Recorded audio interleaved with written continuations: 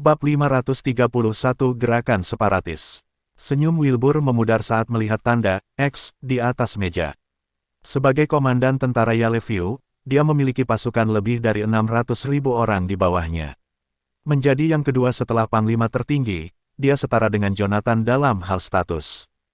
Menjadi perwira berpangkat tinggi, dia telah melihat semuanya, dan tidak ada yang bisa dengan mudah membangkitkan minatnya. Kantor Asura adalah pengecualian. Dengan semakin intensifnya pertempuran di dalam Canaya, diharapkan cepat atau lambat, tentara Yellowview dan kantor Asura akan berhadapan langsung dalam konfrontasi. Dengan demikian, Wilbur, sebagai komandan tentara Yellowview, tentu akan tertarik dengan informasi tentang kantor Asura. Dia memandang Yoshua dengan waspada dan berkata, "Komandan, jika ini tentang kantor Asura, saya ingin mendengarnya." Kantor Asura didirikan kurang dari 2 tahun yang lalu, tetapi dalam waktu singkat itu, telah menyatukan semua tentara di Canaya selain Yellowview. Dalam banyak kesempatan, Wilbur telah merencanakan untuk membuat beberapa orang menyusup ke kantor Asura untuk memata-matai mereka untuknya. Namun, itu tidak mudah, karena masyarakat umum sangat menghormati kantor Asura yang baru didirikan. Mencoba menggulingkan organisasi semacam itu hampir tidak mungkin. Dia tidak pernah mengira Yoshua benar-benar memiliki sarana untuk mendapatkan akses ke informasi orang dalam tentang kantor Asura. Terlambat, dia menyadari bahwa dia telah meremehkan Yoshua. Dalam 1 dekade, Yoshua telah naik dari wakil direktur ke posisi panglima tertinggi. Untuk mencapai prestasi itu, selain dukungan dari keluarga terhormat, wajar saja jika ia juga memiliki kemampuan dan keterampilan yang diperlukan. Saya baru saja menerima informasi bahwa Jonathan telah memerintahkan semua mata-matanya yang menyamar di Yellowview untuk mundur, mengevakuasi semua anak buahnya sendiri. Jadi, Anda harus tahu apa artinya itu. Mereka sedang bersiap-siap untuk perang, kata Yoshua. Wilbur sedikit kecewa dengan informasi yang Yoshua bagikan. Dia awalnya mengira Yoshua memiliki beberapa informasi yang sangat rahasia, jadi pengungkapan informasi yang tidak penting seperti itu sangat mengecewakan. Bahkan jika Yoshua tidak mengungkapkan hal itu kepadanya, dan jika mata-mata kantor Asura mundur secara massal keesokan harinya, itu akan menjadi jelas. Dengan demikian, informasi itu tidak terlalu berharga bagi Wilbur. Yoshua melihat Wilbur tidak terkesan dengan informasi yang dia bagikan, jadi dia menambahkan, "Satu hal lagi, pantau tentara timur di timur laut. Menurut sumber saya, ada manuver militer yang tidak biasa di daerah itu, sehingga mereka bisa merencanakan gerakan separatis." Mata Wilbur menyipit saat mendengar itu. Karl berencana mengkhianati kantor Asura. Apakah dia berani melakukan itu? Dia bertanya dengan heran. Itu hanya dugaan saya saat ini karena saya tidak memiliki bukti untuk mendukungnya sekarang. Yoshua dengan sungguh-sungguh menambahkan, akhir-akhir ini, tentara timur sangat aktif. Intelijen terbaru kami mengungkapkan bahwa keluarga Karl telah hilang selama hampir setengah bulan.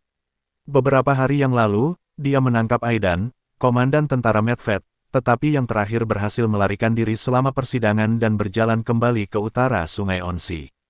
Pikiran Wilbur dengan cepat menganalisis informasi saat Yoshua berbicara, dan dia dengan cepat menghubungkan titik-titiknya.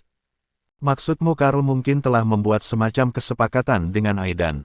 Wilbur bergumam ketika pikiran itu muncul di benaknya. Ketika dia melihat ke atas, yang menyambutnya adalah tatapan dingin di mata Yoshua. "Wilbur, apakah kamu baru saja memanggilku, kamu?" Pada saat itu, dunia tampak membeku dalam waktu. Wilbur merasakan energi spiritualnya mendidih dan kemudian terkuras keluar dari tubuhnya. Tiba-tiba, dia merasa seperti balon yang kempes. Dia berdiri, membungkuk sedikit pada Yoshua, dan meminta maaf. "Itu adalah kesalahan lidah, Komandan. Mohon maafkan saya." Hahaha, ekspresi tegas Yoshua menghilang, dan dia menyindir, "Aku hanya bercanda, Wilbur. Santai, ayo, duduk." Wilbur ragu-ragu sejenak, lalu duduk di bangku lagi untuk menghadapi Yoshua yang terkekeh. "Seperti yang saya sebutkan, saya tidak memiliki bukti kuat saat ini, jadi itu hanya spekulasi sehubungan dengan situasi di timur laut. Namun, kita masih harus mengambil tindakan pencegahan terhadap tentara timur. Dari peta, kita dapat dengan jelas melihat Yellowview terletak tepat di antara wilayah timur laut dan tengah. Jika ada masalah dengan tentara timur di timur laut, kantor Asura harus melewati Yellowview untuk menghubungi mereka. Ini, kami pasti tidak akan mengizinkan, kata Yoshua, tampak khawatir. Wilbur, berdasarkan situasi saat ini, jika terjadi masalah di timur laut, Yaleviu akan terjebak di antara tentara timur dan kantor Asura. Suka atau tidak suka, Karl akan memanfaatkan Yaleviu untuk menjadi tameng pertahanan terbaiknya. Kekuatan militer di Canaya akan dibagi 3. Saat Yoshua membagikan pandangannya tentang situasi politik, semua skenario pemberontakan yang berbeda oleh tentara timur terlintas di benak Wilbur. Meskipun tentara timur memiliki kurang dari 150.000 orang, itu adalah tentara terbaik di Canaya. Jika Karl benar-benar memimpin anak buahnya untuk memulai pemberontakan, fitur geografis yang kompleks di timur laut akan menguntungkannya. Kemungkinan Karl, Pangeran Diouli, menjadi raja di timur laut akan sangat tinggi.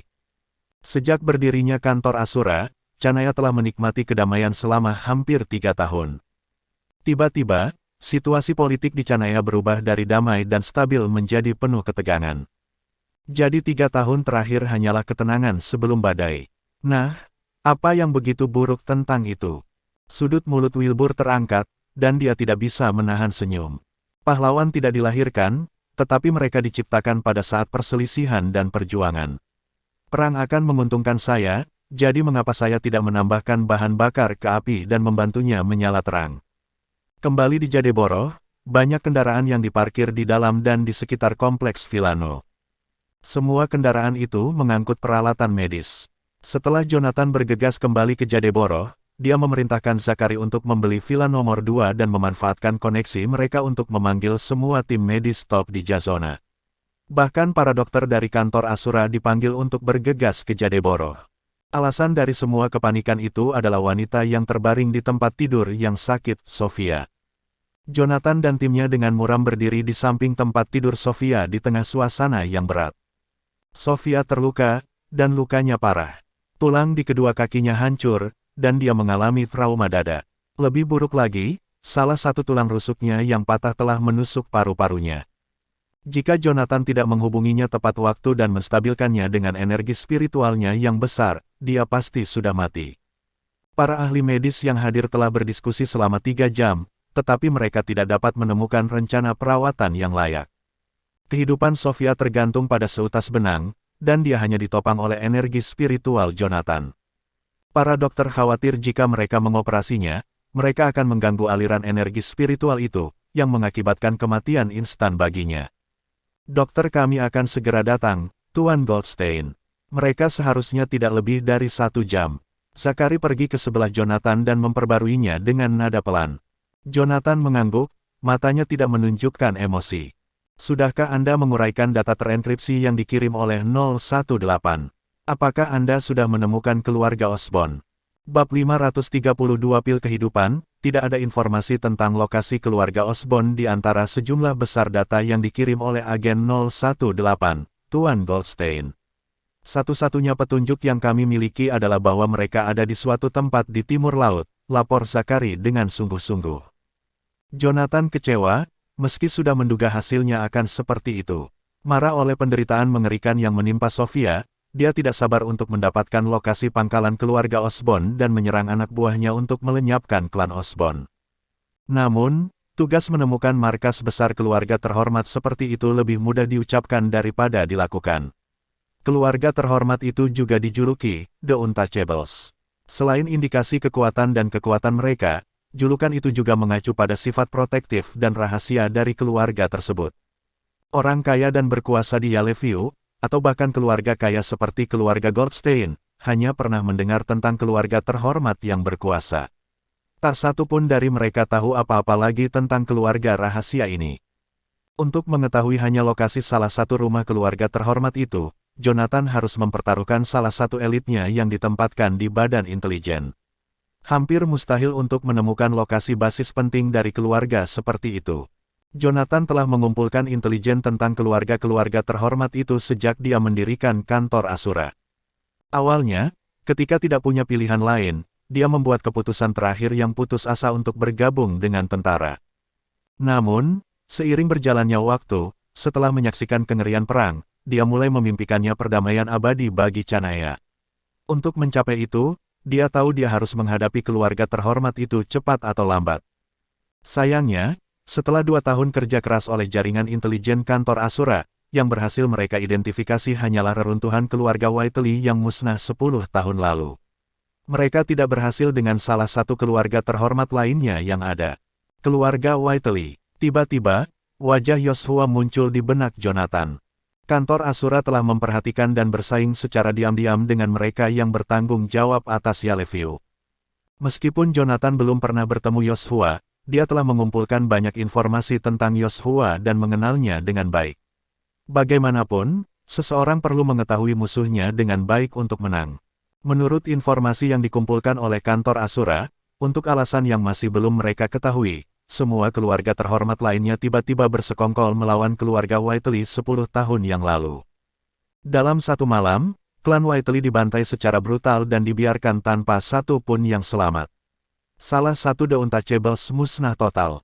Yoshua adalah keturunan dari garis keturunan jauh yang dibuang dari keluarga Whiteley sejak lama.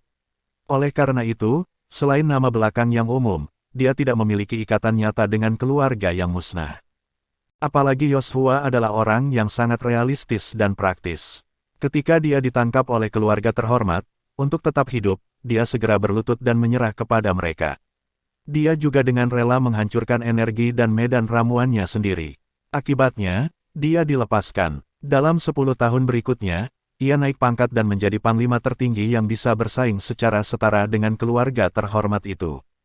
Dengan statusnya saat ini, bahkan keluarga terhormat pun kesulitan melawannya.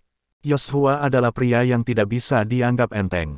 Saat matahari terbenam, sebuah helikopter militer mendarat di Edenic Hay. Tim medis teratas dari kantor Asura, yang terdiri dari 12 orang, akhirnya mencapai Edenic Hay.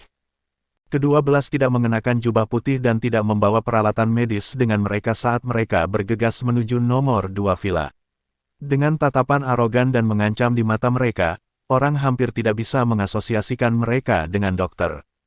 Ketika mereka melihat Jonathan, kedua belas orang aneh itu berlutut di depannya dan berseru, "Salam untukmu, Tuan. Pasien ada di dalam. Dapatkan statistik yang relevan dari Zachary dan ambil alih mulai sekarang." Jonathan menginstruksikan. "Iya Pak." Kedua belas berdiri dan langsung memasuki nomor 2 villa.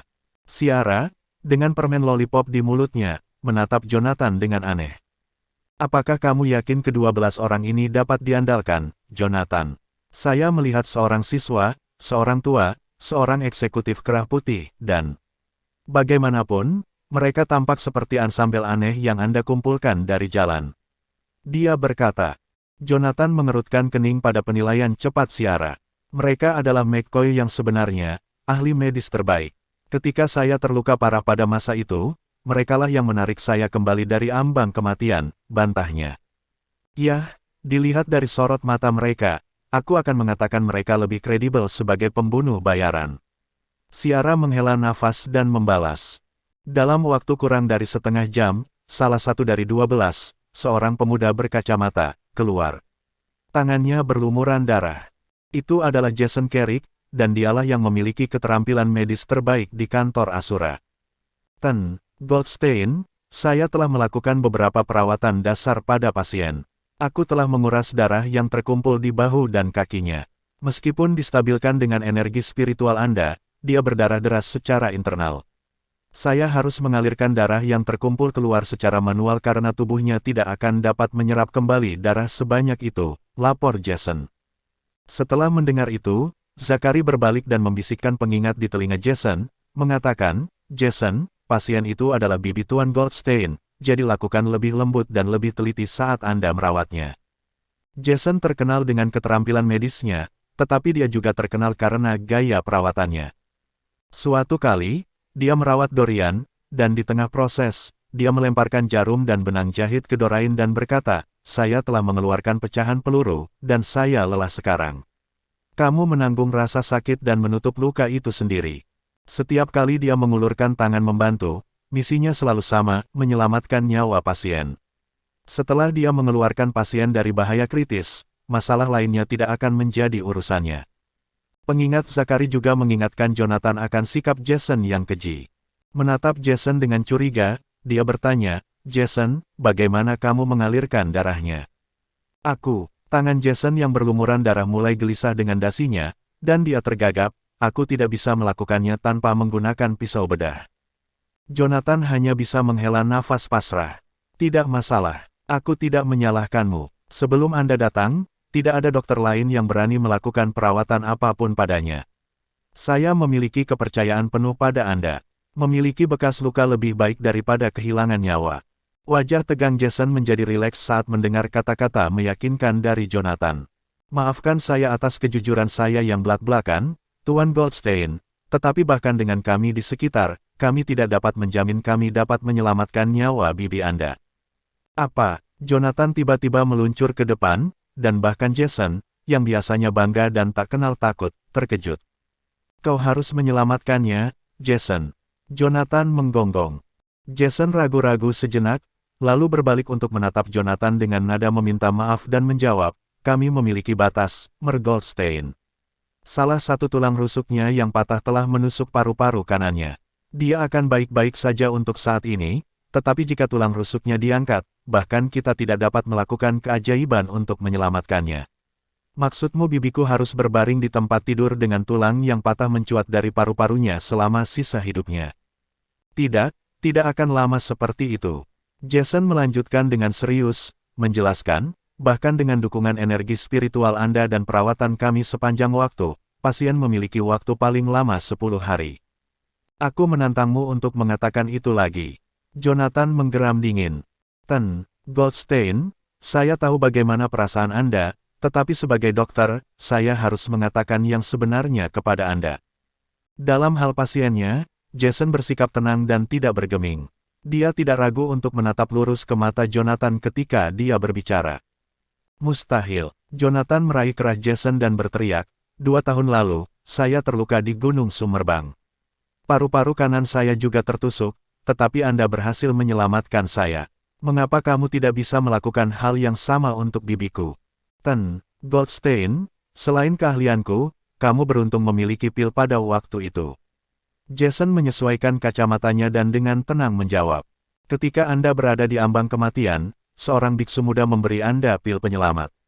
Tanpa pil itu, Anda tidak akan berdiri di sini hari ini, tambahnya.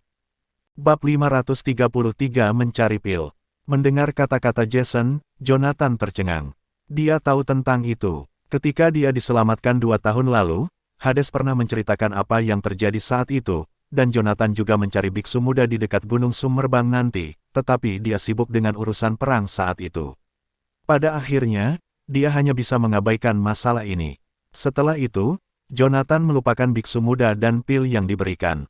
Dia tidak pernah berharap bahwa insiden itu akan disebutkan lagi.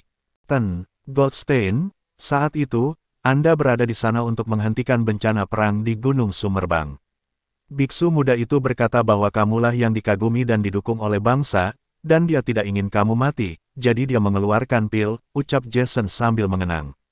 Saat itu, kami kehabisan akal. Setelah biksu muda itu mengeluarkan pil itu, kami hanya bisa menggunakannya karena itulah satu-satunya pilihan yang kami miliki. Jason tidak ragu sedikit pun ketika dia berbicara tentang mereka yang mencoba pil pada Jonathan. Meskipun Hades dan yang lainnya telah memberitahu Jonathan tentang hal itu, untuk beberapa alasan, Jonathan merasa aneh ketika kata-kata Jason sampai ke telinganya. Melihat Jason, Jonathan berkata dengan tenang, langsung ke intinya. Intinya adalah, ketika saya memberi Anda pil, saya diam-diam mengambil inti pil untuk penelitian dan menemukan bahwa semua sifat obat dalam pil telah mencapai keseimbangan yang halus. Itu lembut di tubuh, tapi kuat. Tak perlu dikatakan, ini adalah obat tingkat atas yang langka. Sayang sekali saya hanya merobek sebagian kecil saja. Tidak mungkin saya bisa menganalisis komposisi kimia pil secara terbalik. Petik 2. Melihat Jason meratapi pil itu, Jonathan merasa tidak bisa berkata-kata. Dia tidak hanya menggunakan obat yang tidak diketahui pada saya, tetapi dia juga mengambil sepotong pil. Apakah dia benar-benar bawahanku? Seberapa aneh dia? Jason, maksudmu kamu bisa menyelamatkan bibiku selama aku bisa menemukan pil itu? Jonathan bertanya dengan suara berat. Ya, selama kamu bisa membawa pil itu kembali dalam 10 hari. Pada saat itu, jika saya tidak dapat menyelamatkan pasien, saya akan mengambil nyawa saya sendiri. Jason sangat percaya diri dengan keterampilan medisnya. Oh, Tuan Goldstein, jika Anda benar-benar bisa mendapatkan pil itu, minta lebih banyak agar saya bisa mempelajarinya, tambahnya. Saat Jonathan melihat ekspresi gembira di wajah Jason, perasaan aneh muncul di hati mantan. Jika Jonathan tidak tahu bahwa Jason tidak akan pernah mempermainkan hidup pasien, dia bahkan akan berpikir bahwa satu-satunya tujuan Jason memintanya mencari pil adalah untuk mendapatkan pil itu untuk tujuan penelitian. Setelah merenung sebentar, Jonathan berkata, "Saya akan menemukan pil itu, dan saya akan kembali dalam 10 hari, tetapi dalam 10 hari ini, Anda perlu memastikan tidak ada hal buruk yang akan terjadi pada pasien." Ketika Jason mendengar itu, dia langsung tersenyum. "Jangan khawatir, seperti yang saya katakan, jika sesuatu terjadi pada pasien, saya akan mati secara sukarela." Setelah mendapatkan janji Jason, Jonathan akhirnya merasa lega dan berbalik untuk menuju ke Villano. "Itu harus menunggu sampai besok sebelum saya bisa pergi ke Gunung Sumerbang." Cedera Jonathan saat ini tidak kecil, tetapi dia terluka di bidang ramuan dan pembuluh darahnya, yang merupakan cedera seni bela diri. Meskipun Jason unggul dalam pengobatan, keterampilannya hanya cocok untuk orang biasa. Dia bisa membantu dalam merawat seorang kultivator, tetapi perawatan itu tidak akan banyak membantu. Seorang kultivator perlu istirahat dan memulihkan diri untuk sembuh. Karena itu, Jonathan berencana untuk memulihkan diri sementara selama 1 malam, lalu bangun keesokan harinya untuk pergi ke Sumerbang. Saat melihat Jonathan memasuki Villano, Zachary yang berdiri di samping menyikut Jason. "Jason, apakah kamu benar-benar percaya diri? Pasien adalah salah satu orang yang paling diperhatikan Mer Goldstein. Jika Anda mengacau, Anda akan kehilangan akal." Petik 2. Lin, jangan khawatir. Pasien di dalam tidak akan bermasalah dalam 15 hari, jawab Jason sambil tersenyum. Ketika dia berbicara dengan Jonathan barusan, Jason sengaja memberikan jawaban yang beberapa hari lebih pendek dari jawaban sebenarnya demi keamanan. Zachary tertegun sejenak, lalu menggelengkan kepalanya tak berdaya. "Apakah Anda benar-benar tidak takut dihukum karena memainkan permainan pikiran dengan Tuan Goldstein?" "Jason, katakan yang sebenarnya. Anda benar-benar tidak bisa menyelamatkan pasien itu." Jason menoleh ke Zachary. Lin, jika kita tidak dapat menemukan pil itu, orang di dalamnya akan mati." Karena itu, Jason berbalik dan kembali ke Villa No. Sementara itu, Jonathan menghentikan langkahnya di Taman Villa nomor 1, menarik sinar energi spiritualnya terus-menerus kembali ke tubuhnya. 15 hari, saya harap saya bisa kembali tepat waktu. Dia bergumam pada dirinya sendiri. Markas besar keluarga Osborn di pegunungan Wasahus, Jedeitan, Drieso. Saat ini, di lereng gunung yang jauh dari desa, ada 3 atau 4 pria telanjang dan cantik tergeletak di tanah. Mereka semua adalah kekasih Jay yang diam-diam dia simpan di penangkaran untuk dia mainkan, dan Jay saat ini merosot di tengah tanah, tampak lelah dan lemah. Pintu rahasia gua dibuka, dan seorang lelaki tua dengan rambut beruban dan seorang lelaki paruh baya yang agak gemuk masuk.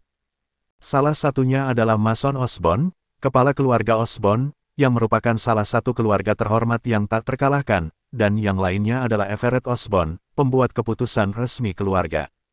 Ketika mereka melihat adegan absurd di depan mereka, ekspresi mereka berubah dingin. Mason mengulurkan tangannya, menyebabkan Jay melayang di udara dan terbang sejauh 20 hingga 30 meter sebelum lehernya dicengkeram oleh Mason. Rasa sesak napas yang kuat membangunkan Jay dalam sekejap. Saat dia melihat 2 orang di depannya, teror tertulis di seluruh wajahnya. "Kakek, Paman Everett, biar saya jelaskan." Dengan tenggorokan tercekik, Jay menatap 2 orang di depannya dengan wajah memerah. Sebagai cucu tertua keluarga Osborn, Jay tahu bahwa begitu perbuatannya terungkap, dia akan hancur, tetapi dia tidak pernah menyangka hari itu akan datang begitu cepat. Saat itu, Jay bahkan berfantasi bahwa selama dia menjadi kepala keluarga, bahkan jika apa yang dia lakukan terbongkar, tidak ada yang berani mengatakan apapun tentang itu. Namun, dia tidak menyangka bahwa dia akan dibius selama perjalanannya ke Yellowview. "Hidup agak tidak terduga, apalagi yang ingin kamu jelaskan?" Mason mencibir. Dengan jentikan pergelangan tangannya, dia melemparkan Jay ke dinding di samping. Gedebuk, suara tubuh telanjang mendarat di dinding sangat jelas. Setelah satu gerakan itu, Jay sudah muntah darah dan tidak bisa berdiri lagi. Sebagai cucu tertua dari keluarga Osborn, bagaimana Anda bisa melakukan hal semacam ini? Dan aku tidak percaya aku bahkan melatihmu untuk menjadi ahli waris. Jae, kamu harus mati. Wajah Mason merah padam. Orang tua itu, yang tidak pernah bingung menghadapi kesulitan, sangat marah sampai ke intinya. Kakek, beri aku kesempatan lagi. Aku pasti akan membuka lembaran baru di masa depan. Menahan rasa sakit dari luka-lukanya, Jay memanjat dan merangkak ke arah Mason. Tapi saat tangan Jay hendak menyentuh Mason, energi spiritual yang terakhir keluar, dan penghalang tak terlihat berdiri di antara mereka berdua, menghalangi Jay. Kakek, Jay membelai penghalang tak terlihat itu, matanya penuh keputusasaan. Dia tahu penghalang tak terlihat yang terbuat dari energi spiritual benar-benar memotong kesempatannya untuk menjadi patriark berikutnya. Mulai sekarang, aku bukan siapa-siapa di keluarga Osborn. Bab 534 tidak bertanggung jawab, aku bukan kakekmu. Kata Mason dengan dingin, aku membiarkanmu pergi ke Yellowview untuk menyelesaikan masalah ini dengan Jonathan. Anda tidak hanya membiarkan Garrison mati di Yellowview, Anda bahkan melakukan hal semacam ini. Kamu pantas mati. Setelah mendengar kata-kata dingin Mason, Jay merasakan hawa dingin menjalari tulang punggungnya. Detik berikutnya, dia bersujud di depan yang lebih tua dan memohon belas kasihan terus-menerus. Kakek, tolong maafkan aku kali ini. Aku adalah cucu biologismu. Aku tidak punya cucu sepertimu. Pernikahan antara Anda dan Celine Blackwood sudah berlangsung. Tidak mungkin untuk memutuskan pertunangan. Bahkan jika keluarga Blackwood setuju, kita tidak bisa. Ini akan menjadi aib. Perjodohan ini penting bagi keluarga Blackwood dan keluarga Osborn. Kami tidak boleh melakukan kesalahan. Anda masih bisa menjadi pewaris keluarga kami untuk saat ini. Setelah Anda menikah selama 1 tahun, saya akan menemukan kesempatan yang cocok untuk mengumumkan penghapusan posisi Anda dan menemukan orang baru. Namun, Anda tidak perlu khawatir. Hidupmu tidak akan marah karena keluarga Blackwood. Bahkan jika Anda bukan lagi pewaris, mereka tidak akan mempersulit Anda. Kemudian, saya akan memberi Anda sebuah wilayah sehingga Anda dapat menjalani kehidupan yang jujur dan damai di sana. Namun, jika masalah Anda pernah terungkap dan memengaruhi aliansi antara keluarga Osborn dan keluarga Blackwood, Anda tidak perlu hidup lagi, raung Mason. Dengan itu, Mason melambaikan tangannya dan membuat Jay terbang lagi. Dia bahkan tidak repot-repot untuk memeriksa yang terakhir saat dia segera berbalik dan berjalan keluar. Begitu Mason keluar dari gua, dia berkata dengan tenang, Everett, bunuh semua orang yang tahu tentang ini. Pria parubaya yang sedikit gemuk itu membungkuk dan menjawab sambil tersenyum, dimengerti, ayah. Dengan itu, Everett menjentikkan pergelangan tangannya, dan sebuah pedang muncul di tangannya. Jay memandang Everett dan memohon, Paman Everett, selamatkan aku. Saat berikutnya, ada sinar cahaya yang memancar dari pedang di dalam gua. Dalam beberapa detik, kekasih pria Jay telah menjadi potongan daging seukuran telapak tangan. Setetes darah menetes dari ujung pedang. Everett berbalik dan menatap Jay. Ingat kata-kata Bapak Bangsa, jika informasi Anda bocor, tidak hanya Anda tetapi semua orang yang terkait dengan Anda harus menghilang. Dengan itu, Everett berbalik dan pergi. Jay ambruk ke tanah. Ada potongan daging di sekelilingnya. Namun, dia tidak tahu bahwa bawahannya, yang dia latih dalam bayang-bayang, menghadapi pembantaian sepihak. Kembali di Edenic Heights di Jadeborough, Jonathan sedang duduk bersila di balkon lantai 3 di No. 1 villa. Dia mengaktifkan teknik naga suci kuno dan menggunakannya untuk memelihara bidang ramuannya. Merasakan sedikit rasa sakit di bidang eliksirnya, dia menghela nafas berat dan membuka matanya. Pada tingkat kemajuan ini, dia akan membutuhkan setidaknya 10 hari untuk memulihkan bidang ramuannya. Dia menatap tinjunya yang terkepal saat dia mencoba menggunakan energi spiritualnya. Kekuatannya hanya setara dengan salah satu dari Grandmaster Realm sekarang. Bagi orang biasa, itu akan dianggap sebagai kekuatan luar biasa. Namun, itu bukan apa-apa untuk seorang ahli yang sebenarnya. Sepertinya dia telah meremehkan pertempuran ini kali ini. Dia mengeluarkan bel yang ditinggalkan Garrison dan mengamatinya. Lonceng ini seukuran bola tenis meja. Namun, itu bisa melukainya dengan mudah dan bahkan menyebabkan Garrison menghancurkan dirinya sendiri. Tampaknya memiliki kekuatan yang menakutkan. Dia menyentuh bel dengan jari. Dalam sekejap, wajah Jonathan memucat, dan dia menarik kembali jarinya dengan tangisan tajam. Beberapa saat yang lalu, ketika jari Jonathan menyentuh bel, dia langsung merasakan aura dingin dan tidak menyenangkan. Energi spiritual Jonathan keluar dari jarinya dan tersedot ke dalam bel. Dengan kata lain, bel itu secara paksa menyerap energi spiritualnya dengan kejam. Untungnya, dia hanya meletakkan jari di atasnya. Jika itu tangan, hanya perlu beberapa saat sebelum dia tersedot kering. Ketika Jonathan memikirkan bagaimana Garrison menggunakan jarinya untuk mengetuk bel, dia akhirnya menyadari. Pada saat itu, dia mengira Garrison menggunakan teknik jari khusus. Namun, dia sekarang tahu itu karena Garrison tahu tentang bel dan melakukannya dengan sengaja. Kemudian, Garrison mungkin akan menghancurkan dirinya sendiri karena pukulannya. Jonathan ingat dengan jelas bahwa terakhir kali Garrison mengetuk bel, yang terakhir menggunakan jarinya. Namun, Jonathan telah memotong lengan Garrison, dan seluruh telapak tangan Garrison mendarat di bel. Mungkinkah masih ada energi spiritual di Meridian ketika saya memotongnya? Kemudian, bel merasakan energi spiritual dan mulai menyerapnya, menyebabkan Garrison meledak. Jika itu benar-benar terjadi, bel itu menakutkan. Sementara Jonathan masih memeriksanya, sesosok tubuh turun dari atap dan mendarat dengan ringan di sampingnya. Itu adalah Ciara. Dia duduk di samping Jonathan sambil berkata sembarangan, "Jonathan, kenapa kamu tidak tidur dengan istrimu di tengah malam? Sebaliknya, Anda di sini bermain dengan sesuatu." Kemudian, dia melemparkan bungkusan hitam padanya. "Ini pedangmu. Ketika Anda pergi ke Yaleview, pedang ini menyala sekali. Itu bukan waktu yang singkat, jadi itu cukup aneh." Petik 2. Mendengar itu, Jonathan membuka bungkusan hitam itu dan memeriksa Heaven Sword miliknya. Setelah mengetuknya sebentar, dia masih tidak dapat menemukan apapun tentang itu.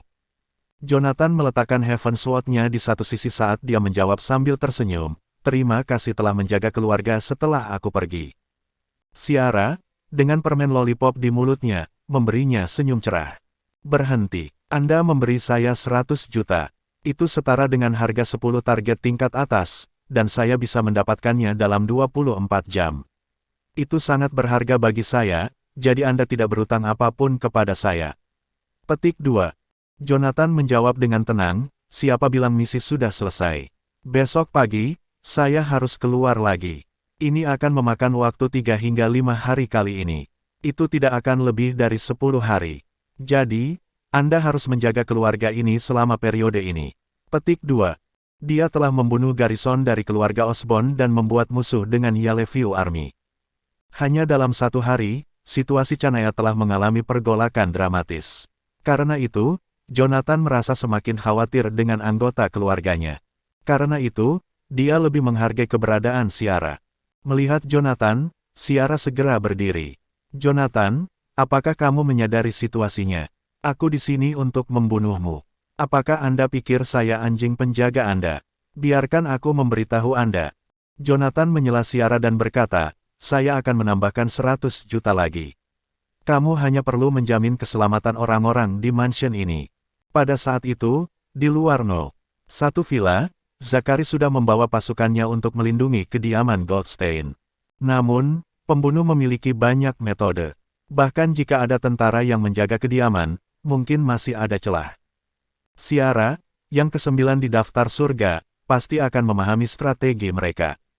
Melihat Jonathan mengulurkan salah satu jarinya, Ciara perlahan meletakkan jari di atasnya. "Tambahkan 200 juta lagi, dan aku akan melindungi mereka selama 10 hari. Namun, jika mereka mengembara terlalu jauh, saya tidak bertanggung jawab atas kematian mereka." Bab 535 Agen 65.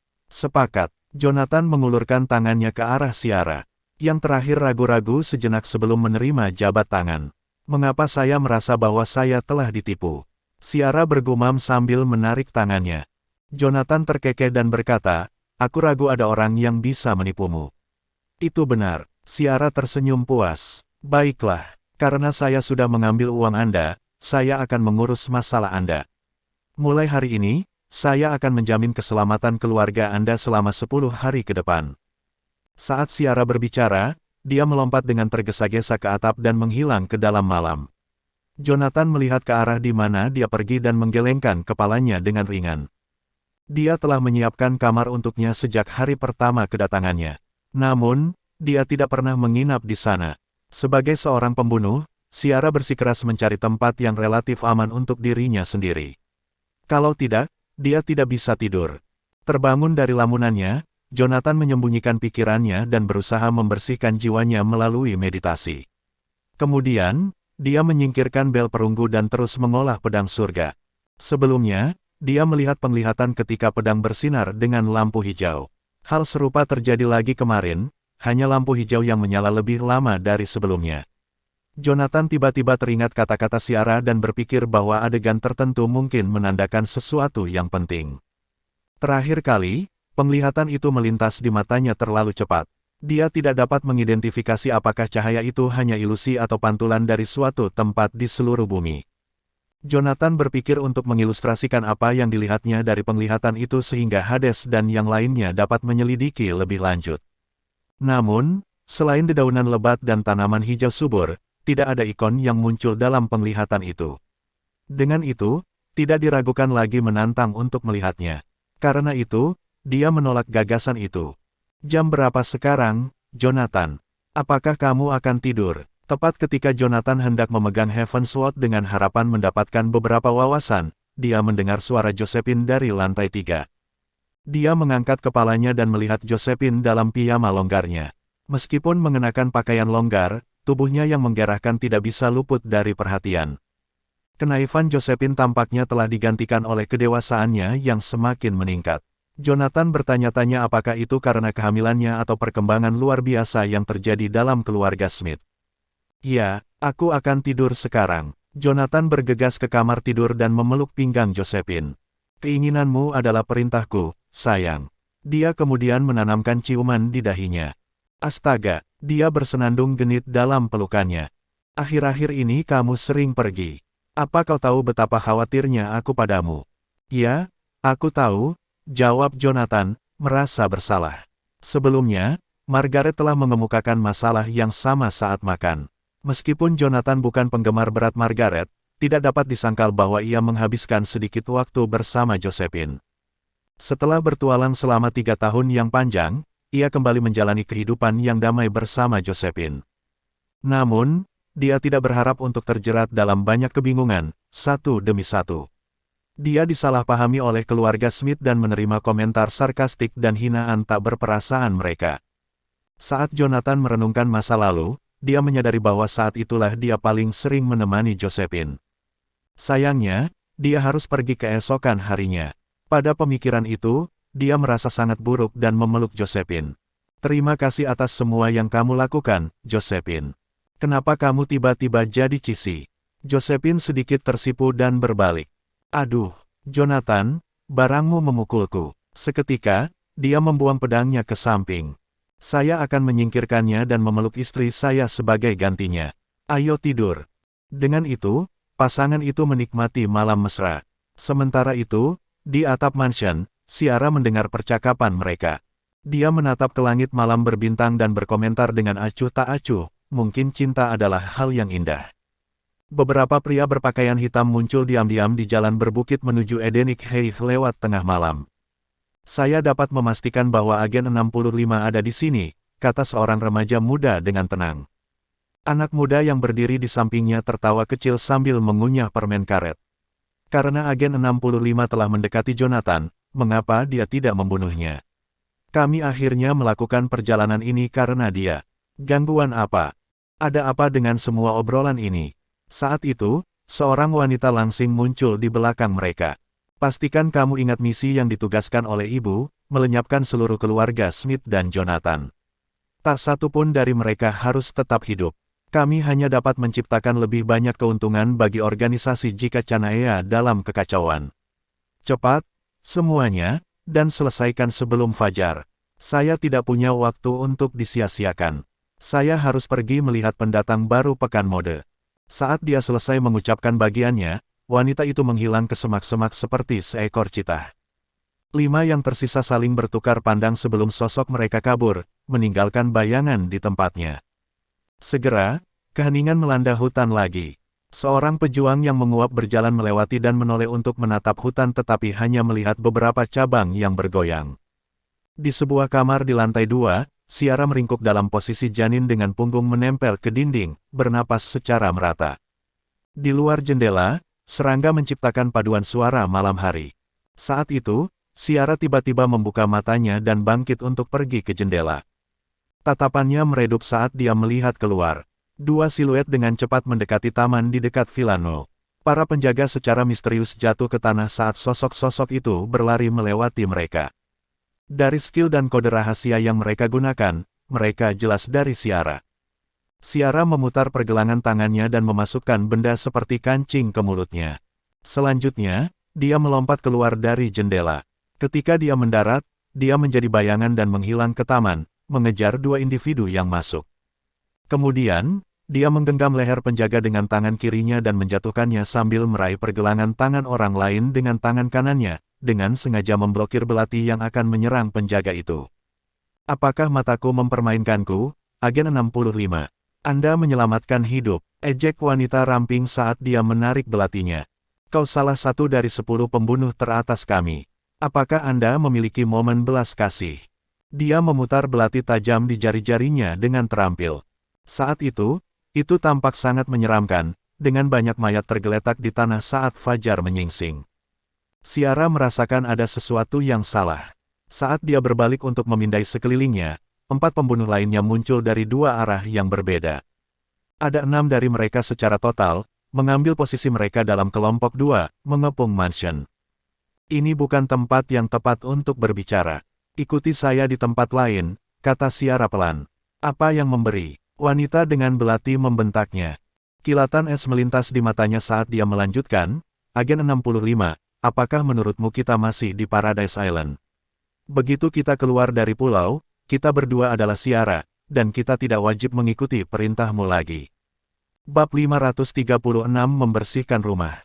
Aku tidak memintamu untuk mengikutiku. Aku menyuruhmu pergi untuk menyelamatkan hidupmu. Karena itu, Ciara berbalik dan pergi. Terserah Anda apakah Anda ingin ikut dengan saya atau tidak. Saat suaranya memudar, dia memasukkan alat pengubah suara ke mulutnya. Dengan pukulan, panggilan serangga terdengar saat berikutnya. Begitu panggilan serangga terdengar, para pembunuh lainnya saling bertukar pandang dalam diam.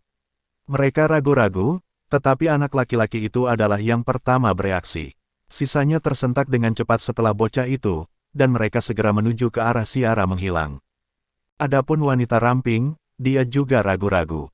Dia memberikan pandangan terakhir ke arah mansion dan mengikuti di belakang yang lain. Tepat setelah mereka pergi, fluktuasi energi spiritual yang samar perlahan-lahan kembali ke tubuh Jonathan.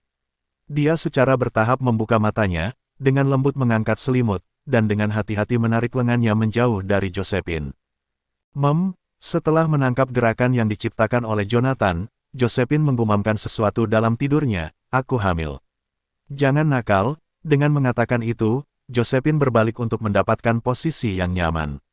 Jonathan tertawa kecil melihat bagaimana Josephine terlihat seperti anak kucing yang lucu dan jinak yang sedang tidur nyenyak.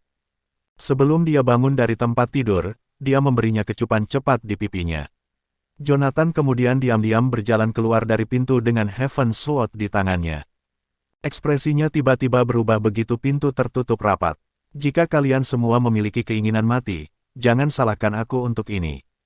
Ada observasi di puncak gunung di belakang Edenic High. Kabut di sekitar gunung membuat lingkungan terlihat sangat halus. Di belakang Ciara berdiri 6 pria mengenakan pakaian hitam. Adapun wanita ramping, dia menatap langit yang terang benderang sementara alisnya menyatu. Menurut anatomi manusia, seseorang paling lelah antara pukul 2.30 dan 4.30 tengah malam. Agen 65, kami melewatkan waktu terbaik untuk pembunuhan saat kau membawa kami ke sini. Kami butuh penjelasan. Ciara berbalik. Agen 98, sepertinya kamu lupa sopan santun setelah aku terlalu lama jauh dari Paradise Island. Ciara mengeluarkan permen lollipop dari sakunya dan memasukkannya ke dalam mulutnya. Setelah melihat sekilas gerakannya, para pembunuh buru-buru mundur dengan tangan menutupi mulut dan hidung mereka. Anak laki-laki remaja adalah satu-satunya yang tidak meringkuk di antara para pembunuh.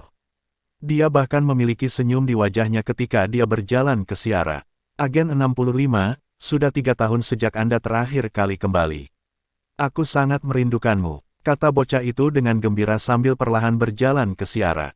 Ciara menepuk kepala bocah itu sebagai tanggapan. Agen 99, Anda telah berkembang pesat. Bukannya saya tidak ingin kembali, tetapi tidak ada yang tahu di mana pulau surga berada. Petik 2. Melalui kontak, Anda selalu bisa mendapatkan kontak untuk memandu Anda kembali ke rumah ketika Anda menyerahkan laporan misi Anda, jawab anak laki-laki itu dengan nada datar. Rumah, apakah itu benar-benar sebuah rumah? Sedikit kebingungan melintas di mata Ciara. Di samping, Agen 98 mengencangkan cengkeramannya pada belatinya. Agen 99, segera kembali ke sini. Saya pemimpin tim, jauhi Agen 65. Setelah mendengar kata-kata Agen 98, Agen 99 melihat ke arah Ciara dengan ekspresi bingung. Di sisi lain, Ciara berbalik ke arah yang lain, dan sedikit ejekan melintas di matanya. Jika saya ingin meracuni Anda, saya akan membuat Anda semua dijatuhkan ketika Anda sedang dalam perjalanan ke sini bersama saya. Yang lain bertukar pandangan bingung sebagai tanggapan dan meletakkan tangan mereka setelah beberapa detik. Agen 65, kami di sini untuk membereskan semuanya untukmu. Misi yang ditugaskan kepada Anda oleh Ciara sudah lama tertunda. Kenapa kamu tidak menjalankan misimu? Agen 98 berkata dengan muram. Mengapa saya harus? Ciara berbalik dan menembakkan belati ke arahnya. Jika Anda di sini untuk membereskan masalah saya, maka Anda harus tahu tentang laporan terbaru saya. Ada tambahan 300 juta di rekening Ciara. Uang itu dibayarkan kepada saya oleh Jonathan Goldstein untuk melindungi keluarganya. Saya tidak berpikir saya melakukan hal yang salah ketika saya hanya menjalankan misi yang saya bayar. Semua orang di tempat kejadian membeku sesaat setelah mendengar kata-katanya. Kamu menerima pembayarannya. Targetnya sekarang adalah majikanmu. Alis Agen 98 berkerut rapat. Betul sekali. Ciara mengangguk dengan tenang. Sekarang, pergi. Setelah misi selesai, saya akan menghubungi dan kembali ke Paradise Island. Aku akan menjelaskannya pada ibu saat aku kembali. Tidak perlu untuk itu lagi, Agen 98 berkata dengan muram, misi kami adalah untuk melenyapkan keluarga Smith dan menyalahkan keluarga terhormat Canaya. Jika Ciara ingin tumbuh lebih kuat, ia harus memperluas bisnisnya ke pasar Canaya. Tapi Canaya dilindungi dengan baik oleh kantor Asura sekarang. Kilatan dingin muncul di mata Ciara saat dia menatap Agen 98. Sudah kubilang, misi saya adalah untuk melindungi keluarga Smith. Saya pasti akan menyakiti Anda jika Anda menyentuh mereka. Petik 2. Agen 65, apakah Anda tahu apa yang diwakili oleh kata-kata Anda? Agen 98 menjawab sebelum meraih masker gas dan memakainya. Jika Anda menghalangi misi kami memiliki kekuatan untuk menjatuhkan Anda. Begitu kata-kata itu jatuh, belati di tangan Agen 98 terlempar ke udara, dan melesat ke tenggorokan Ciara dengan kecepatan cahaya. Ding! Bunyi lembut diikuti oleh percikan ketika melengking di udara dan terbang melewati telapak tangan Ciara. Ternyata sebilah pedang pendek secara misterius muncul di tangannya. Kamu memiliki keinginan kematian. Suara tenang Ciara bergema di udara saat telapak tangannya mengenai wajah Agen 98. Topeng gas yang kokoh pecah berkeping-keping di bawah serangan itu, dan potongan-potongan itu menusuk jauh ke dalam telapak tangan Ciara dan wajah Agen 98. Serangan penuh rasa sakit terdengar, dan Agen 98 terlempar ke udara. Dia hanya berhasil berhenti ketika dia menabrak pepohonan di belakangnya. Apa yang kamu lihat? Ambil penawarnya dan kalahkan dia. Agen 98 berteriak saat dia melemparkan pil ke mulutnya. Selain Agen 99, 4 pembunuh lainnya segera bertindak setelah menerima perintahnya. Mereka menyerang Ciara tanpa ragu-ragu. Faktanya, misi mereka adalah untuk melenyapkan keluarga Smith dan mengevaluasi ancaman yang ditimbulkan oleh Agen 65. Oleh karena itu, ketika Ciara menghalangi mereka, dia telah gagal dalam evaluasi dan menjadi risiko bagi para pembunuh ini. Mereka tidak punya pilihan selain melenyapkannya. Pindah. Ciara meraih Agen 99 dan melemparkannya jauh-jauh seperti sekantong sampah. Meskipun dikelilingi oleh para pembunuh, Ciara tetap teguh. Dengan lemparan, Ciara menembakkan panah tersembunyi ke salah satu hati si pembunuh. Namun, si pembunuh tidak repot-repot menghindari serangan mematikan darinya. Dia terus menebaskan pedangnya ke Ciara. Rompi anti peluru. Ciara menemukan jawabannya dalam sepersekian detik. Masker gas, penawar racun, dan rompi anti peluru. Sepertinya mereka sangat siap untuk berurusan denganku. Itu berarti ibu ingin menyingkirkanku juga. Saya harus menghindari dan mengambil langkah maju untuk menghindari serangan mematikan ini. Aku bisa mengabaikan sisanya. Informasi yang dia tafsirkan melintas di benaknya. Pada saat yang paling kritis, Ciara menukik tepat ke arah pembunuh yang memegang pedang itu. Bab 537. Apakah Anda memiliki izin saya? Darah tumpah kemana-mana. Ciara terjun ke pelukan si pembunuh sebelum memaksa keluar dari pengepungan dengan si pembunuh sebagai tameng. Darah merembes melalui luka di bahu, lengan, dan pahanya. Itu adalah pilihan terbaiknya jika dia ingin melarikan diri dari pengepungan. Bam! Setelah ditabrak oleh Ciara, si pembunuh terbang beberapa meter jauhnya sebelum jatuh ke tanah.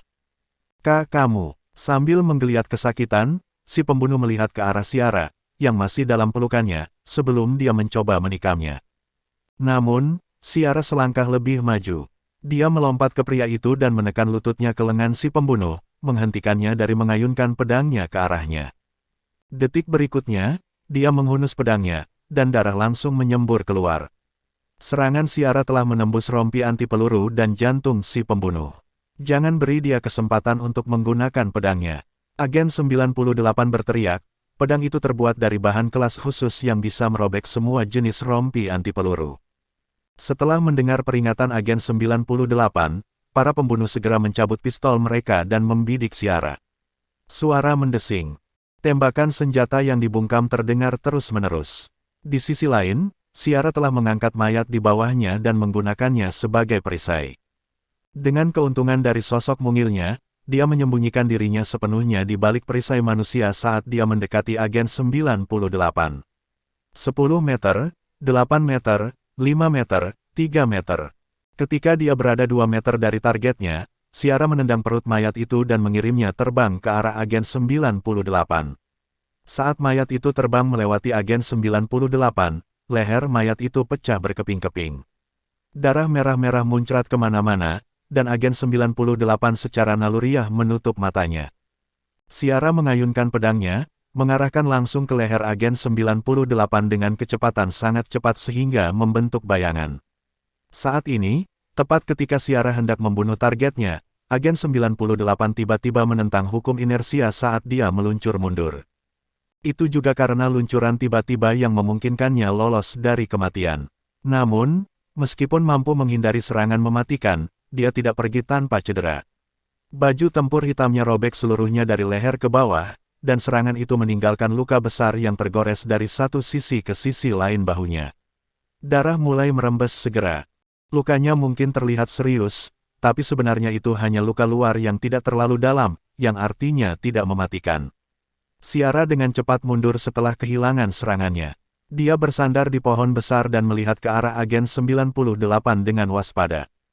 Berdiri di belakang Agen 98 adalah Agen 99. Dia perlahan melepaskan kuncir kuda Agen 99. Jelas, yang menyelamatkan Agen 98 tidak lain adalah Agen 99 sendiri. Menatap senyum tipis di wajah Agen 99, Ciara hanya bisa menggelengkan kepalanya dengan ejekan. Betapa bodohnya aku berpikir kamu akan menjauh dari kekacauan ini. Agen 99, Anda benar-benar telah dewasa. Kamu bukan lagi anak kecil yang biasa mengikutiku kemana-mana lagi. Agen 99 mengambil kain kasa dari kantongnya, mengabaikan pemandangan menarik dari dada Agen 98, dan dengan cepat membalut lukanya. Agen 65, aku benar-benar tidak ingin melawanmu. Kaulah yang telah membimbingku selama ini di Paradise Island. Agen 99 mendekati Ciara dengan tangannya yang diwarnai merah darah. Meskipun dia mengingat masa lalu, tatapannya acuh tak acuh. Bahkan, bisa dikatakan bahwa tidak ada jejak emosi di matanya. Rasanya seperti dia adalah mesin tanpa perasaan. Agen 65, saya selamat dari tantangan bertahan hidup yang ekstrim karena akar yang Anda berikan kepada saya. Anda juga yang membantu saya melewati pertempuran praktis dengan membunuh 2 tahanan. Silakan menyerah. Aku akan membawamu pulang bersamaku. Kamu adalah pembunuh terkuat di antara kami, jadi ibu pasti akan memaafkanmu. Diam. Ciara mengarahkan pedangnya ke agen 99. Matanya merah padam. Dia mengangkat tangan kanannya saat dia berbicara. Darah perlahan menggenang di telapak tangannya. Itu bukan tempat rumahku. Paradise Island adalah neraka itu sendiri. Ada 3.000 dari kami selama kelompok kami, dan hanya 100 yang selamat setelah 5 tahun. Kami mempelajari semua jenis pengetahuan tentang senjata api, pembunuhan, racun, dan penghancuran. Setiap hari, seseorang akan kehilangan nyawanya dalam sebuah misi. Apakah Anda pikir kita masih manusia? Pernahkah kamu merasakan sakit setelah sampai di pulau itu? Rasa sakit tidak memiliki tujuan lain selain membuat kita takut dan memperlambat kita, jawab agen 99 dengan nada datar. Perilaku buruk yang mengakar seperti itu harus ditinggalkan. Apalagi yang harus kamu katakan selain itu? Ciara menatap tangan kanannya. Kami tidak merasakan sakit, dan kami semua tidak subur. Kami bertindak seperti mesin dingin itu, berkeliaran di seluruh dunia merenggut nyawa sampai hari kami kehilangan nyawa dalam pembunuhan tanpa akhir. Agen 99, apakah ini yang Anda inginkan? Saya ingat Anda mengatakan kepada saya bahwa Anda ingin menjadi seorang seniman. Salah satu yang akan menghadirkan dunia dengan lukisan satu of Akin. Apa kau sudah melupakan mereka semua? Agen 99 mengungkapkan pisau kupu-kupu yang dia simpan di pinggangnya dan mengayunkannya. Otak saya belum mati. Tentu saja, saya ingat mereka semua. Saya memang mengatakan bahwa saya akan menjadi seorang seniman, tetapi apa setelah itu? Agen 65, tidakkah kamu menyadari betapa indahnya menggorok leher seseorang? Cara percikan darah melukis tanah menjadi merah adalah seni yang nyata. Petik 2. Setelah mendengar kata-kata agen 99, Ciara tertegun sejenak, dan air mata mulai mengalir. Teknik cuci otak mereka sama suksesnya seperti dulu. Kalau begitu, kita tidak perlu melanjutkan percakapan ini lagi, jawab Ciara. Kesedihan dalam dirinya dengan cepat memudar, dan hanya dalam waktu singkat, dia sudah menyembunyikan semua perasaannya. Namun, belati di tangannya jatuh ke tanah di luar dugaannya pada saat berikutnya. Adapun Ciara, dia juga jatuh ke tanah. Toksin magenta. Ciara memandang agen 99 dengan tak percaya. Kau meracuniku. Agen 65, kaulah yang mengajariku untuk tidak ragu-ragu saat bergerak melawan targetku, atau aku yang akan mati. Agen 99 tersenyum. Kamu menggunakan gerakanku untuk melawanku. Ciara tertawa terbahak-bahak. Obat ini hanya bisa diterapkan melalui kontak tubuh. Anda menerapkannya di kerah atau rambut Anda. Petik 2. Di rambutku. Menepuk kepalaku adalah kebiasaanmu. Agen 99 tersenyum sebagai tanggapan. Jika kamu tidak ingin pulang bersama kami, maka aku harus menghabisimu. Jangan khawatir, Anda tidak akan merasakan sakit sedikit pun. Petik 2. Dengan mengatakan itu, agen 99 melesat maju dan mengayunkan belatinya ke tenggorokan Ciara. Sementara itu, Ciara memejamkan matanya setelah melirik mata tenang agen 99 untuk terakhir kalinya. Magenta toksin adalah sejenis neurotoksin. Meskipun dia memiliki penawarnya, setidaknya butuh setengah menit baginya untuk pulih dari neurotoksin. Pada saat yang sama, orang-orang ini sebelum dia adalah pembunuh yang telah melalui pelatihan keras dengannya. Bahkan jika mereka lebih lambat darinya, yang mereka butuhkan untuk mengambil nyawanya hanyalah sedetik. Sepertinya ini akhir bagiku. Aku bertanya-tanya bagaimana rasanya tenggorokanku digorok. Dia menutup matanya dan menunggu hari penghakimannya. Namun, rasa sakit yang dia perkirakan tidak datang setelah beberapa saat. Ciara membuka matanya, dan matanya memerah dengan cepat pada pemandangan di depannya. Berdiri tepat di depannya adalah para pembunuh. Mereka berdiri di sana membeku seperti patung, terpaku di tanah dengan ekspresi ngeri. Berdiri di jalan di samping de observasi adalah Jonathan. Dia memiliki pedang surga di tangannya saat dia dengan santai berjalan mendekat. Apakah kamu mendapatkan izinku ketika kamu mencoba membunuh seseorang di wilayahku?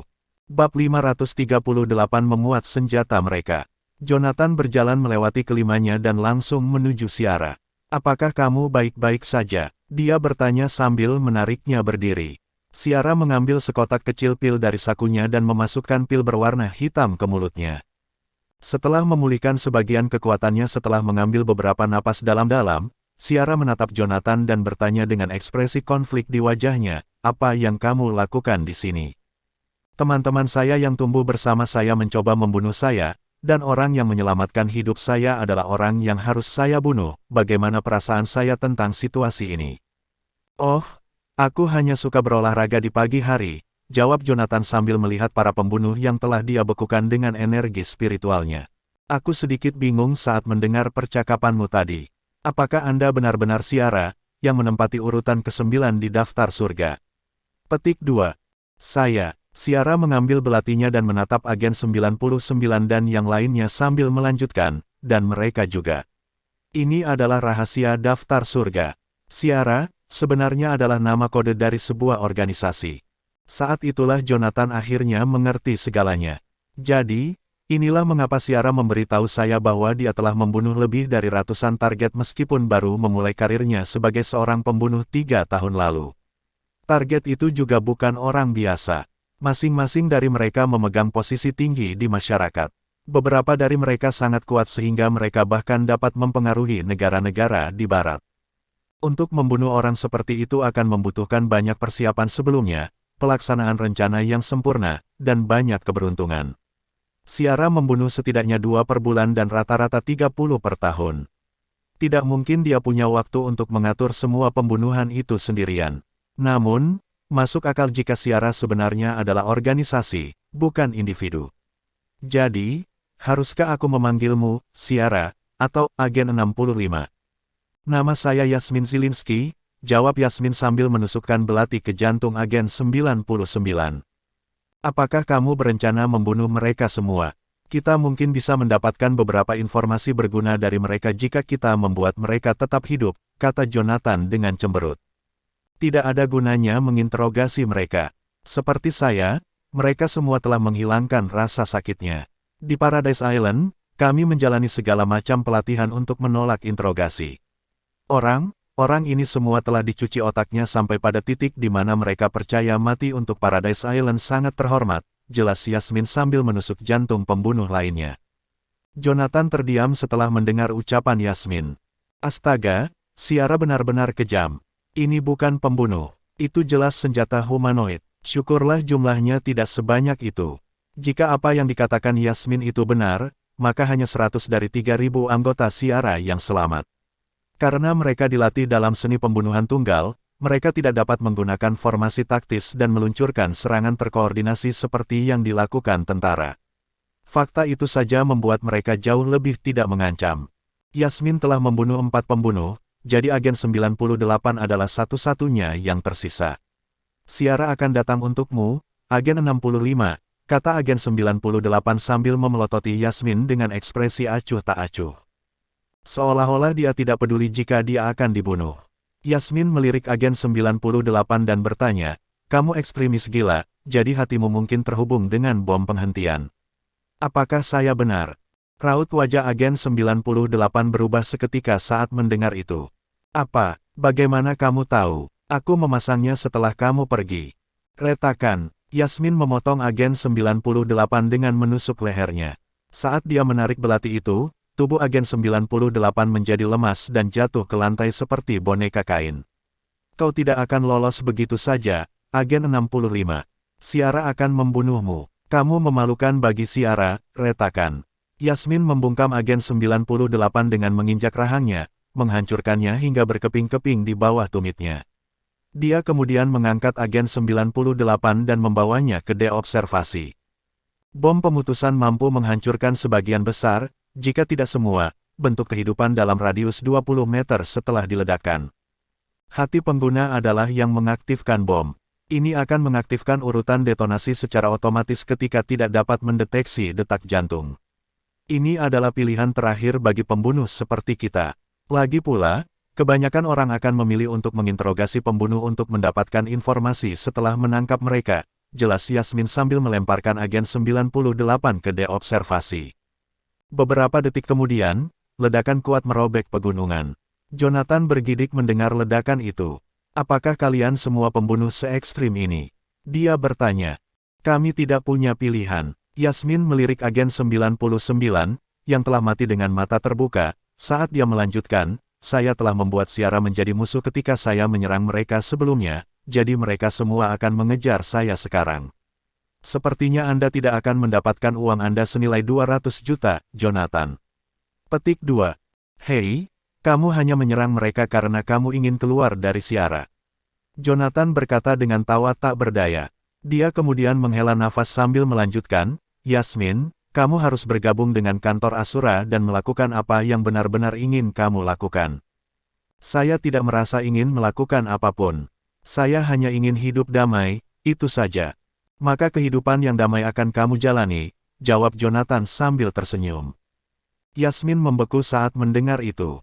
Saya, hidup damai. Apakah saya benar-benar layak mendapatkan sesuatu seperti itu?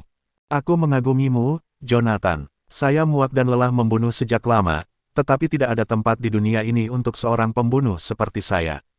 Saya berharap seseorang akan melangkah maju dan membawa perdamaian ke dunia ini. Apakah Anda pikir Anda bisa menjadi seseorang itu, Jonathan? Tanya Yasmin penuh harap sambil menatap Jonathan dari samping. Dia memberikan jawaban positif, tapi Jonathan hanya menggelengkan kepalanya sebagai jawaban. Aku bahkan tidak bisa mendapatkan kendali penuh atas Canaya, apalagi mengubah seluruh dunia. Raut kekecewaan terpancar di mata Yasmin. Jika kamu tidak bisa melakukannya, maka, apakah keselamatan bahkan mungkin untuk dunia ini? Mengapa kamu membuat dirimu stres dengan semua pemikiran berlebihan ini? Lihat, matahari terbit, kata Jonathan sambil tertawa kecil. Yasmin perlahan berbalik dan melihat matahari merah cerah perlahan naik di cakrawala dan menerangi daratan. Setelah sarapan sekitar pukul 8 pagi, Jonathan berpamitan dengan mereka dan naik helikopter ke Jadeborough. Dari sana, dia naik jet pribadi dan terbang langsung ke Summerbang. Sementara itu, konvoi sedang berjalan melewati gurun Misona.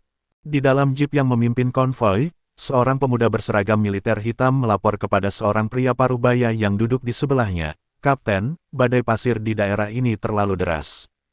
Kami tidak dapat menggunakan drone kami." Pria parubaya itu membuang rokoknya dari mobil dan menguap ketika dia memberitahu pemuda itu, "Jika drone kami tidak mengudara untuk pemantauan inframerah waktu nyata sebelum kami mencapai penjara Crimson Utara, saya akan meninggalkan Anda di tengah gurun." "Iya Pak," pemuda itu menjawab dengan ketakutan di matanya. "Berapa lama lagi kita sampai di sana?" Pria parubaya itu bertanya sambil menatap langit keabu-abuan di luar jendela. "Menurut informasi dari GPS kami saat ini berjarak 50 km. Kita seharusnya tiba di penjara Crimson Utara paling lama 30 menit. Baiklah, beritahu anak laki-laki untuk memuat senjata mereka dan bersiap untuk pertempuran." Bab 539 Penjara Crimson Utara. Penjara Crimson Utara terletak di tengah gurun Alosara di barat Laut Canaya. Bersama dengan penjara bawah air Poseidon di Anlandur dan penjara beku di Remdik, penjara ini dikenal secara global sebagai salah satu dari 3 penjara paling keras di dunia. Karena penjara Crimson Utara hanya menampung penjahat dari jenis terburuk, pembunuh biasa bahkan tidak memenuhi syarat untuk dikurung di sana. Penjara Crimson Utara tidak terlalu sulit untuk ditemukan, tetapi hampir tidak mungkin untuk melarikan diri. Meskipun digunakan sebagai penjara, itu sebenarnya markas besar tentara Misona Dorian. Fasilitas itu seukuran daerah kecil dan dibagi menjadi 4 bagian, 1 di setiap sudut bangunan. Setiap penjahat ditugaskan ke salah satu dari 4 bagian sesuai dengan sifat kejahatan mereka dan kekuatan fisik mereka. Mengelilingi 4 bagian adalah barak militer yang menampung 130.000 tentara Angkatan Darat Misona. Dengan banyaknya tentara elit di sekitarnya, bahkan penjahat paling gila dan paling kejam pun menjadi selembut anak domba. Di luar penjara dan barak militer adalah kompleks rekreasi di mana para prajurit dapat beristirahat dan bersantai. Karena lingkungan gurun yang keras, hampir tidak ada pengunjung sepanjang tahun. Untuk membuat pasukan waspada setiap saat akan memberikan tekanan besar pada mereka. Untuk mengatasi ini, penjara Crimson Utara dilengkapi dengan fasilitas hiburan yang jauh lebih baik daripada yang ada di kota. Berdiri di atas tembok di ujung utara penjara Crimson Utara dengan tangan kirinya digips, Hayes dan Malcolm sedang melihat para tahanan bekerja keras di belenggu. "Katakan, Malcolm, apakah semua penjahat ini dikirim ke sini untuk melakukan kerja paksa?" tanya Hayes. Malcolm tertawa terbahak-bahak setelah mendengar itu. "Kau benar sekali, Hayes." Dia kemudian mengisap rokoknya yang besar sambil melanjutkan, "Kami berada di tengah gurun Alosara di perbatasan Canaya. Ibika ada di sebelah barat kita. Mereka telah mencoba menginvasi perbatasan ini berkali-kali di masa lalu, dan mereka masih melakukannya sampai sekarang. Meskipun Gurun Alosara mungkin tidak kaya akan sumber daya, ini masih merupakan tanah Canayan, jadi kita tidak bisa membiarkan mereka melakukan apa yang mereka inginkan. Namun, karena lingkungan gurun yang keras, akan sulit untuk menyediakan pasukan di sini dengan persediaan yang mereka butuhkan. 1300 tahun yang lalu, orang yang berkuasa memutuskan untuk mengindahkan nasihat menterinya dan membangun pangkalan pengamatan di oasis ini. Itu membentuk dasar dari penjara Crimson Utara. Karena sangat sedikit pengrajin yang mau datang ke sini untuk memperbaiki gedung saat itu, orang-orang yang berkuasa mengirim penjahat yang telah melakukan kejahatan serius ke sini untuk melakukannya. Bahkan setelah kantor Asura mengambil alih, tradisi itu masih tetap ada sampai hari ini. Oasis. Hayes menatap ke kejauhan setelah mendengar apa yang dikatakan Malcolm, tapi yang bisa dia lihat hanyalah dataran berpasir di mana-mana. Malcolm tertawa terbahak-bahak ketika melihat tanggapan Hayes. Oasis itu berasal dari 1300 tahun yang lalu. Tidak mungkin itu masih ada sekarang. Hayes memberinya senyum canggung sebagai tanggapan. Ngomong-ngomong, Malcolm, kudengar penjara Crimson Utara terkenal tidak memiliki pelarian. Namun, penjaga Anda di sini tampaknya tidak terlalu ketat saat melakukan tugas mereka. Sebenarnya, saya melihat beberapa kemungkinan rute pelarian saat kami berjalan-jalan sebelumnya. Kalian memiliki banyak penjahat yang sangat kejam di sini, dan beberapa dari mereka bahkan sangat cerdas. Apakah tidak ada yang pernah mencoba melarikan diri? Malcolm menyeringai gembira saat dia menjawab, lihatlah sekelilingmu, Tiger. Bahkan jika mereka berhasil melarikan diri, kemana mereka bisa pergi? Tidak ada apa-apa selain pasir di mana-mana. Sekadar informasi, beberapa kerusuhan skala besar telah pecah sejak pembangunan pangkalan pengamatan. Petik 2. Lalu apa yang terjadi? Apakah semua pelarian itu kembali setelah beberapa hari? Malcolm membuang rokoknya ke samping dan menunjuk ke gurun di luar tembok. Lihat ke sana, harimau. Kadang-kadang, ketika angin tidak meniup pasir di semua tempat, Anda akan dapat melihat beberapa unit artileri berat ditempatkan sekitar puluhan mil jauhnya. Seseorang harus menjadi bagian dari sekelompok besar tentara untuk melewati semua daya tembak itu. Kalau tidak, mereka hanya akan menjadi umpan meriam. Menjadi seorang komandan militer yang sangat terlatih, Hayes mulai mengamati medan di sekitar mereka setelah mendengar itu. Benar saja, itu memiliki banyak titik tersedak yang mudah untuk dipertahankan, membuat penjara menjadi benteng yang hampir tidak bisa ditembus. Kamu benar, praktis tidak mungkin untuk melarikan diri dari sini. Seru Hayes. Berhentilah mengkhawatirkan mereka yang melarikan diri, Tiger. Anda cukup berani, menantang Raja Perang Excalibur pada hari pertama Anda di penjara Crimson Utara. Aku tahu kau di sini hanya karena formalitas. Hanya mencoba untuk bersantai saat Anda pulih dari cedera Anda. Tuan Goldstein akan membiarkanmu keluar dari sini ketika saatnya tiba, kata Malcolm sambil tertawa. Percakapan mereka terputus oleh suara keras jet tempur. Mereka berdua berbalik dan melihat benda berwarna gelap meluncur ke arah mereka di langit. Pintu menara observasi di samping mereka terbuka, dan seorang tentara berlari keluar sambil berteriak, "Komandan, ada drone yang mendekat dengan kecepatan tinggi. Terapkan darurat militer tingkat 1. Aktifkan sistem anti-pesawat dan kunci drone itu." "Iya, Pak." Semua tahanan di penjara Crimson Utara mendongak kaget ketika mereka mendengar sirene serangan udara meraung di seluruh fasilitas. Turun. Ratusan tentara kemudian melepaskan tembakan peringatan ke langit untuk mengejutkan para tahanan agar tunduk. Meskipun insiden seperti itu jarang terjadi, para prajurit dilatih untuk menembak terlebih dahulu dan bertanya kemudian jika penjara diserang oleh kekuatan luar. Tujuannya adalah untuk mencegah para narapidana memulai kerusuhan selama kekacauan. Karena semua tahanan di sana adalah hukuman mati, itu tidak akan membuat banyak perbedaan bahkan jika mereka tetap membunuh mereka. Turun, kalian semua, saudara-saudara, Anda berwenang untuk menembaki setiap tahanan yang masih berdiri di 3, 2, 1. Petik 2. Perintah seperti itu diteriakkan di seluruh penjara Crimson Utara. Drone yang masuk tiba-tiba menaikkan ketinggiannya ketika mendekati dinding penjara. Saat itulah suara serak terdengar di semua sistem komunikasi nirkabel di penjara Crimson Utara. Perhatian, penjara Crimson Utara. Perhatian, penjara Crimson Utara. Saya dari pasukan khusus kedua Tentara Timur. Saya ulangi, perhatian, penjara Crimson Utara. Bab 540 Senhal. Kata-kata dari walkie-talkie mengejutkan prajurit yang berjaga di menara penjaga. Beralih ke arah Malcolm, yang berada tepat di sampingnya, prajurit itu bertukar pandang bingung dengannya. Bukankah tentara timur seharusnya menjaga timur laut? Mengapa mereka menyeberangi Canaya dan datang jauh-jauh ke barat? Di samping mereka, Hayes bertanya dengan ragu-ragu, Malcolm, kenapa aku merasa ada yang tidak beres dengan ini? Ya, memang mencurigakan, jawab Malcolm dengan suara berat. Sementara itu, prajurit muda yang menerima panggilan itu sedikit gugup. Komandan, haruskah kita melaporkan ini kepada seseorang yang berperingkat lebih tinggi? Setelah mendengar pertanyaan prajurit itu, Malcolm merenung sejenak sebelum akhirnya menggelengkan kepalanya. Orang yang dibicarakan prajurit itu secara alami adalah Dorian Chance. Pada saat itu, Dorian memimpin 120.000 orang dalam pertempuran melawan tentara Ibika dan terperosok pada saat yang kritis. Sebelum dia pergi, dia dengan jelas mendelegasikan semua wewenang atas penjara Crimson Utara kepada Malcolm. Akibatnya, jika dia memperingatkan Raja Perang Excalibur sebelum situasinya jelas, dia pasti akan menunjukkan ketidakmampuannya.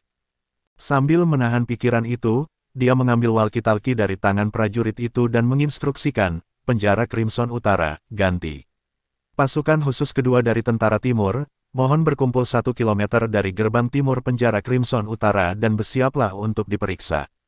Saya ulangi. Pasukan khusus kedua, selesai. Kami akan tiba di tempat yang ditentukan dalam 5 menit dan siap untuk diperiksa. Lebih. Meskipun pertukaran itu sangat singkat, itu secara signifikan mengurangi ketegangan di udara. Bagaimanapun, pihak yang mendekat menjadi kooperatif secara alami merupakan pertanda baik. Perintahkan orang-orang untuk mempersenjatai diri dan berkumpul di gerbang timur. Aku akan pergi bersama mereka untuk pemeriksaan. Ya Pak, prajurit muda itu mengakui perintah itu sebelum berangkat untuk mengalirkannya. Namun, tepat ketika Malcolm hendak pergi, dia berbalik dan berjalan kembali. Telepon satelit untuk menelepon Karl, Pangeran Diouli dulu.